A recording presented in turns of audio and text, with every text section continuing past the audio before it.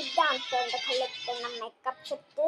ഇതിനകത്ത് വരുന്നത് ഇത് മുടി ഉണക്കുന്ന സാധനം, പിന്നെ ബ്യൂട്ടി ബട്ടർഫ്ലൈന് നല്ലൊരു ചീപ്പും, പിന്നെ ഒരു കുറ്റി ബാഗും, പിന്നീട് മുടിയിലടിക്കുന്ന സ്പ്രേ ഇല്ലേ അതും, പിന്നീട് ക്യൂട്ടസ്, പിന്നീട് ബ്രഷൊക്കെ വെക്കണ ഒരു സാധനമാണ്.